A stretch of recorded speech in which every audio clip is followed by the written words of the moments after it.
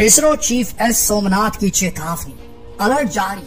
एक उल्कापिंड धरती की तरफ आ रहा है और अगर ये टकराया तो पूरी धरती से जीवन तबाह और बर्बाद हो सकता है। अगर आपको ऐसा लगता है कि ऐसा कैसे हो सकता है, क्या है इसका नाम, अगर ये टकराया तो क्या होगा धरती पर असर, ये सारी जानकारी आपको इस वीडियो में देंगे, तो अंत तक बने रहिएगा। उल्कापिंड एस्टेरॉयड एपोफिस 99942 एपोफिस,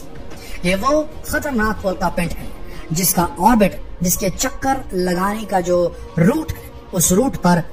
पृथ्वी आ रही है। जी हाँ दोस्तों, वैज्ञानिकों का दावा है कि सन 2029 अब से महज 4 साल बाद, मान के चलिए 4-5 साल बाद, आपको दिखेगा एपोफिस, जो कि धरती के बेहद करीब से, कि धरती के 32,000 किलोमीटर की रेंज के अंदर, यानी कि 20,000 मील की दूरी पर ये एपोफिस जो है वो गुजरेगा।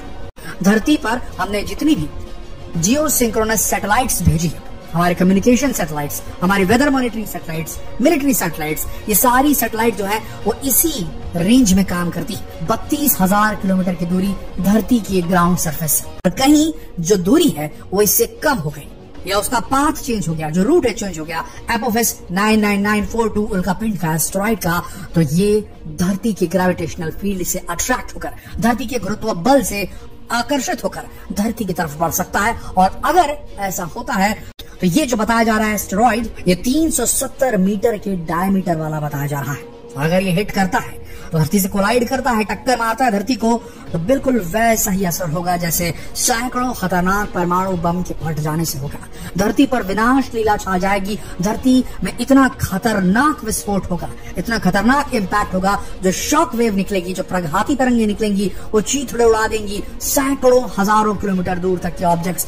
तबाह बर्बाद हो जाएंगे पहले से। उसके बाद आफ्टर शॉक निकलेगा, जो ऊर्जा निकलेगी, जो रेडियो एक्टिविटी निकलेगी इस खतरनाक टक्कर से, उससे पूरी धरती का वातावरण दूषित हो जाएगा, अदर सी बन जाएगी इस जो डस्ट पार्टिकल की, जिससे सूरज की रोशनी धरती पर नहीं आ सकेगी। अगर ऐसा होता है धरती का तापमान बेहद तेज गति से नीचे गिरने लगेगा। सूरज की रोशनी नहीं मिलने की वजह से पेड़ पौधे फोटोसिंथेसिस, अपने खुद के भोजन को बनाने की प्रक्रिया, प्रकाश संश्लेषण नहीं कर पाएंगे और इससे धीरे धीरे धरती पर जीवन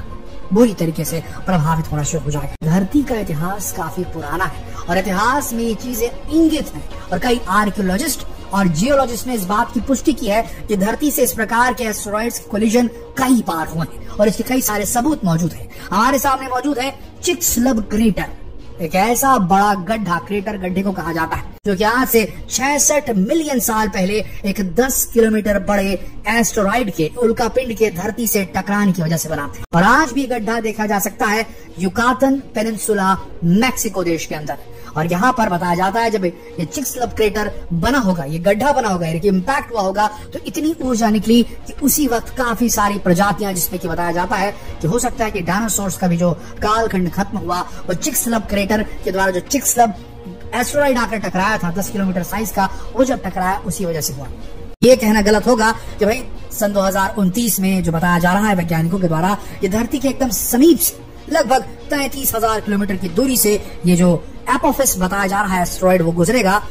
तो चांसेस बेहद कम है कि वो टकराए। लेकिन सारी स्टडीज में अभी तक ये सामने आया है कि ये टकराने के इसके चांसेस कम है, लेकिन ये धरती के बेहद करीब से गुजरेगा। अगर कहीं ऊपर नीचे कुछ हो गई तो धरती में तबाही आ सकती है। दुनिया को इस पर सोच विचार करना चाहिए कि अगर कोई ऐसा खतरा अंतरिक्ष से आता है तो दुनिया की सारी एजेंसीज एक साथ मिलकर काम कर सके, मदर अर्थ को सेव करने की जाए, तो सारे राष्ट्रों को एक होना ही पड़ेगा। अगर नहीं हुए तो एक दिन कहीं कोई बड़ा उल्कापिंड आ जाता है, टकरा गया तो कोई नहीं बचेगा। बहरहाल ये बताया जा रहा है कि एपोफिस के धरती से टकराने के चांसेस, गुंजाइश बेहद कम है, लेकिन हाँ, वो धरती की इतने करीब से गुजरेगा जितने करीब हमने हमारी सैटेलाइट्स को प्लांट करके स्पेस में रखा है। आशा करते हैं इस वीडियो से आपको सही जानकारी मिली होगी।